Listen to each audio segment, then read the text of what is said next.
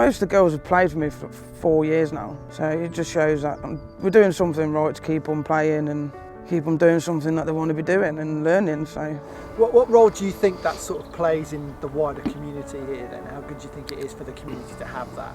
I think it's really good. I mean, we've got some really good connections now with Big Local and the community centre, and I think it's good, especially good for girls football, because it wasn't really recognised before. But now seeing all these girls teams and girls wanting to play football and how good they are, it's good. And they're even offering kids my girls' age trials for professional clubs and all sorts now, so it's really good, really good.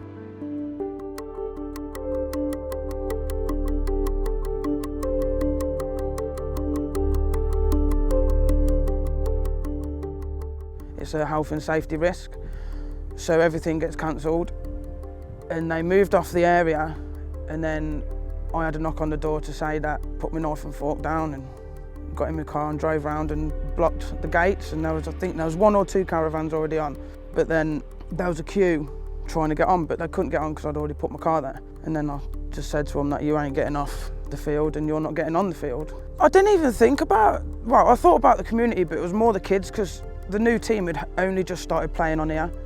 And I think it would have been a shock for them to be like, oh, we've got to call games off already. But yeah, I had the kids sitting on my car and saying stuff, and no, it wasn't fun. And the men were threatening to move my car with cranes and calling me all the names under the sun. But sometimes you have to do what you have to do.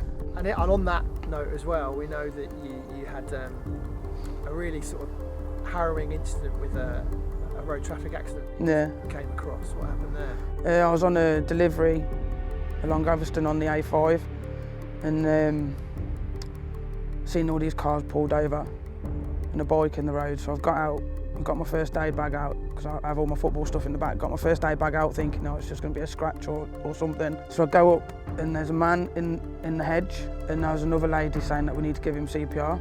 So I says, right, we'll take it in turns, because it's a lot easier. I helped the ambulance service drag him out of the hedge into the road. And while they got all their PPE on, because obviously COVID and stuff, they told me to keep giving CPR, so I did. And then they took over, so we've all walked away from the scene, but then they pronounced him dead at the scene, which we already knew. It's kind of things that I also get the impression that if it happened again, you'd do exactly the same. Yeah, 100%. We're all human, aren't we, at the end of the day? If no one can help each other, then what's the point of being human? Well, we know you've gone above and beyond, which is why I wanted to come and speak to you about, the fact that you were nominated in the Community Heroes Award. Debbie, in that bag, could you just open that bag up for me, if that's all right?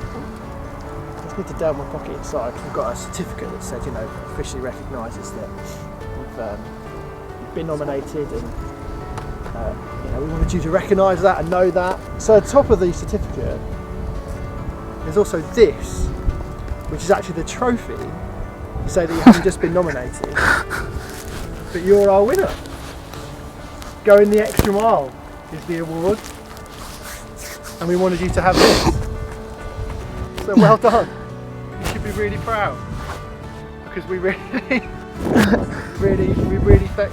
what you do is incredible. And I know you don't think anything. It's normal to me. Normal to you, I know. Trust me, when you put it into. Thank you. That's all right. Weren't expecting that either. Okay, well done. Thank you. I'm really proud of you, and congratulations. Thank you.